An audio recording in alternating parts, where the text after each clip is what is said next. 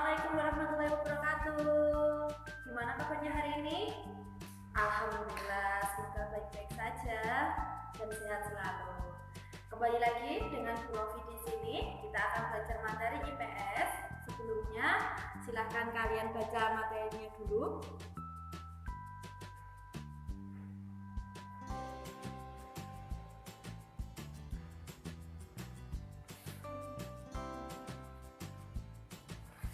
Sudah ya?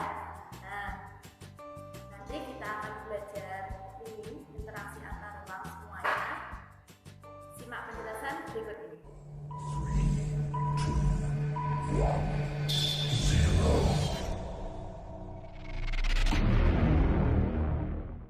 Ada pengertian dari interaksi antar ruang.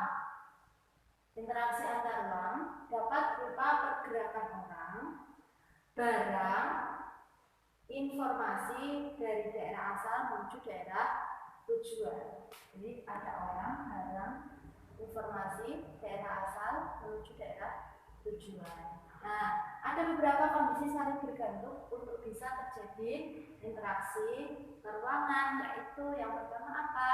Yang pertama saling melengkapi, atau dalam bahasa Inggrisnya complementarity atau regional complementary. Nah, artinya apa di sini? Kondisi saling melengkapi terjadi jika ada wilayah yang berbeda komoditas yang dihasilkan. Contohnya apa? Di sini wilayah A surplus sayur atau surplus sayuran. Dia lebih banyak menghasilkan sayur.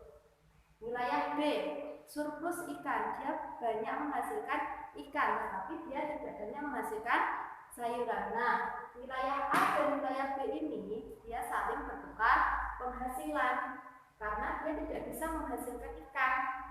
Contohnya di daerah pegunungan, apakah ada laut di sana? Kan tidak ada. Jadi dia harus membeli ikan di wilayah B yang letaknya di dekat pantai atau laut. Nah, yang kedua, kesempatan antara atau intervening opportunity, yaitu suatu lokasi yang menawarkan alternatif lebih baik sebagai tempat asal maupun tempat tujuan. Jadi di sini di kesempatan antara ini dicari mana yang lebih baik alternatifnya atau jalannya atau waktunya dan sebagainya. Contohnya apa di sini? Wilayah A, wilayah B.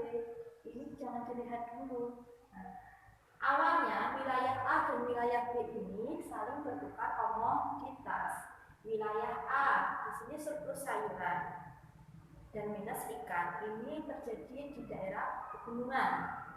Wilayah B surplus ikan minus sayuran, berarti di daerah dekat laut atau pantai. Nah, ketika wilayah A di daerah pegunungan, dia kalau mau membeli ikan atau mau mencari ikan untuk dijual, dia harus pergi ke wilayah B di daerah dekat pantai. Nah, tapi kalau wilayah B ingin membeli sayuran yang banyak untuk dijual kembali, dia harus pergi ke daerah pegunungan. Karena apa?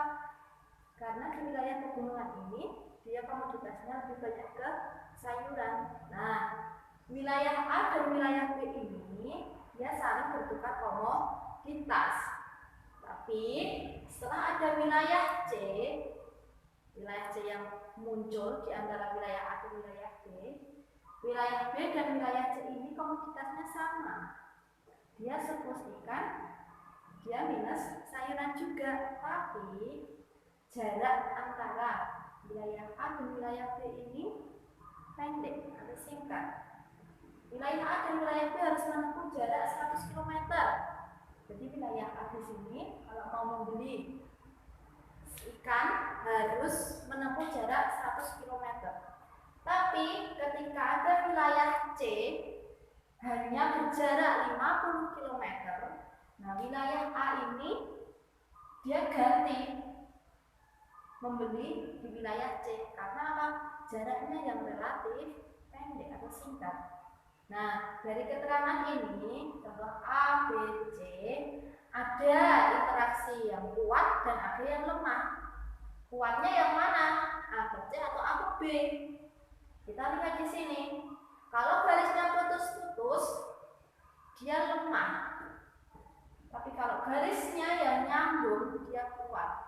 Kuatnya kenapa? Karena jaraknya yang relatif singkat, hanya berjarak 50 km. Nah, yang ketiga sekarang, kemudahan transfer atau transfer ability. Di sini di kemudahan transfer atau transfer ability, yang pertama, mengeluarkan biaya yang sedikit untuk memperoleh keuntungan. Jadi ketika kita mengeluarkan uang yang banyak tapi keuntungannya sedikit, itu tidak bisa dikatakan interaksi antar uang. Ya tidak mungkin akan terjadi seterusnya karena kita kan rugi. Kalau rugi ngapain dijalankan, ya kan? Kemudian ketersediaan infrastruktur sarana prasarana termasuk jalan, jembatan, ataupun transportasi kendaraan dan lainnya. Contohnya bagaimana? Contohnya di sini. Tadi wilayah A, B, C. Kalau wilayah A dan B, di sini kan jaraknya 100 km ya. Terus wilayah A dan C 50 km. Nah, selain jarak yang mendukung, ada juga jalannya. Jalan atau infrastruktur yang ada di daerah B, wilayah A ke B, jalannya ini jelek.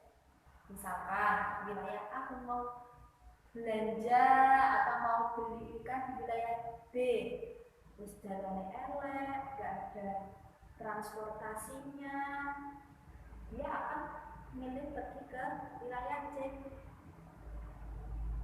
di mana wilayah A ke wilayah C ini jaraknya yang relatif pendek dan jalannya juga bagus, sudah ada transportasinya, jalannya sudah beraspal. Nah, ini yang mendukung interaksi yang kuat antara A dan C. Nah, tadi sudah Prof jelaskan tentang nomor 1, 2, dan 3. Bila ada yang belum paham, silakan ditanyakan kepada Prof. Terima kasih untuk waktunya.